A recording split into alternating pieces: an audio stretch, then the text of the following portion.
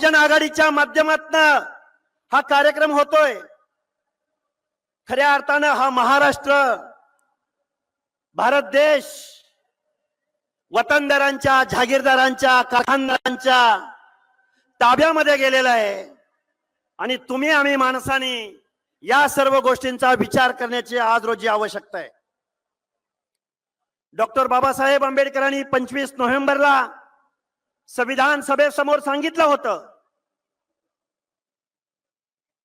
की या राज्यकर्ते जमात बनायला शिकलं पाहिजे, तर आणि तरच तुमचं आमचं परिवर्तन शक्य आहे। अदरवाईज दुसऱ्याच्या हातून जर तुम्ही काही मागायला गेला, अरे भीक मागितली तर भीक मिळते। हक्क आणि अधिकाराची लढाई उभी केली तर हक्क आणि अधिकार मिळतात। हा मूलमंत्र लक्षात ठेवा। सभेचा संकेत पाळून खूप काही बोलता येण्यासारखं आहे, खूप काही बोलू शकतो, पण बांधवांनो निश्चित परत आपण बोलू। सभेच्या संकेताला अनुसरून मी माझं मनोगत थांबवतो। धन्यवाद। जय हिंद, जय भीम, जय ज्योती, जय मल्हार, जय भारत। आणि जाता जाता एक घोषणा देतो। 26 नोव्हेंबर 1950 ला देशाला संविधान मिळालं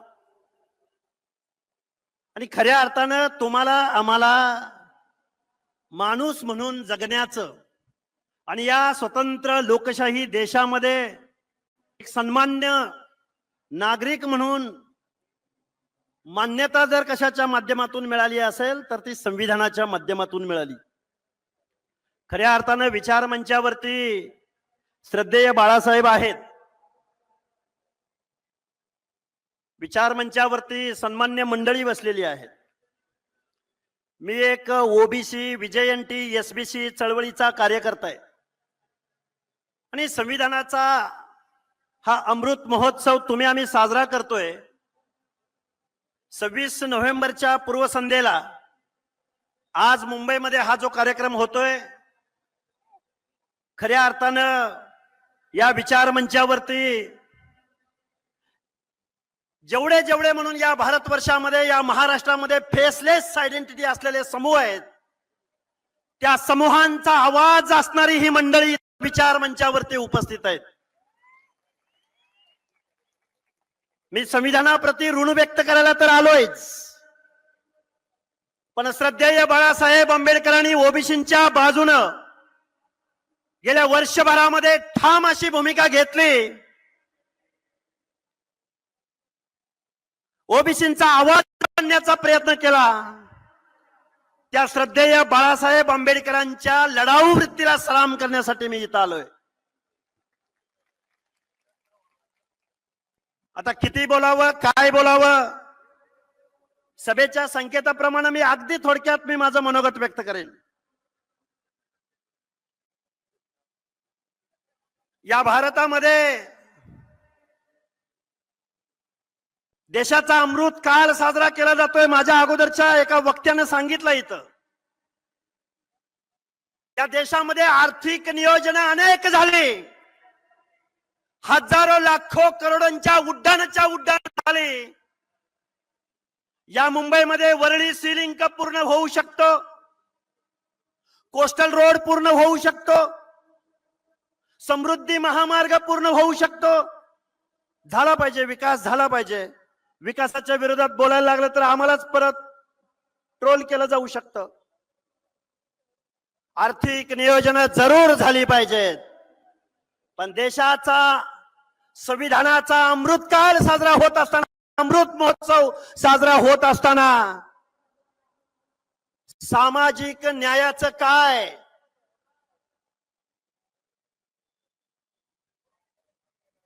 हजारो लाखो करोडो रुपयांची उड्डाणं होत असताना आजही आम्हाला सोशल जस्टिस मिळालेलं नाही। आज वंचित बहुजन आघाडीच्या माध्यमातून हा कार्यक्रम होतोय। खऱ्या अर्थानं हा महाराष्ट्र, भारत देश वतनदारांच्या, जागीरदारांच्या, कारखानदारांच्या ताब्यामध्ये गेलेला आहे आणि तुम्ही आम्ही माणसांनी या सर्व गोष्टींचा विचार करण्याची आज रोजी आवश्यकता आहे।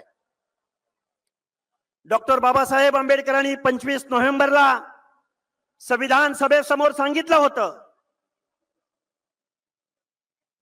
की या संविधानामध्ये, या लोकशाहीमध्ये अनेक वेपन्स तुम्हाला दिलेली आहेत. या वेपन्सचा जर योग्य वापर नाही झाला तर मात्र काही खरं नाही.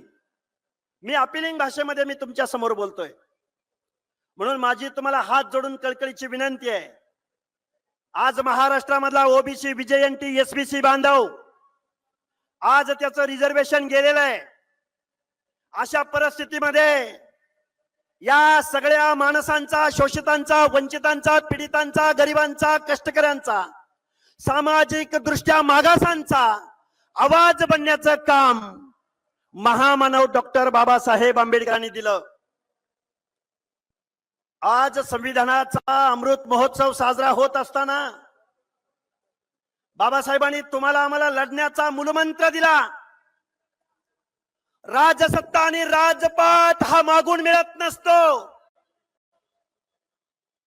मान, सन्मान, इज्जत, अधिकार मागून मिळत नसतात.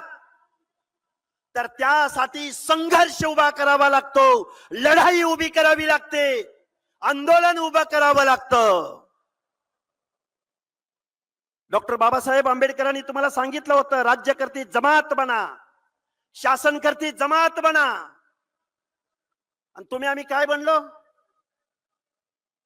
डॉक्टर बाबासाहेब आंबेडकरांनी तुम्हाला मला शिका, संघटित व्हा, संघर्ष करा, राज्यकर्ती जमात व्हा असंच बोलले का डॉक्टर बाबासाहेब आंबेडकर तुम्हाला शासनकर्ती जमात व्हा म्हणून? नाही.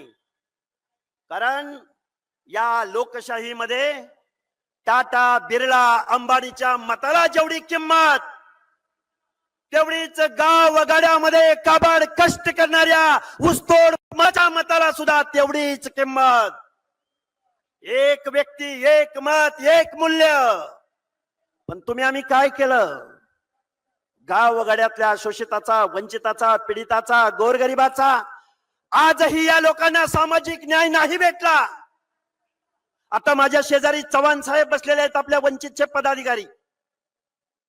आजही या महाराष्ट्रामध्ये अनेक प्रश्न आहेत. एकच प्रश्न शेवटचा मांडेन. भटक्या विमुक्त जाती जमातीमधली, बीजेएनटी अ ब प्रवर्गामधली माणसं, आजही देशाचा अमृत महोत्सव साजरा झाला, संविधानाचा अमृत महोत्सव साजरा होईल.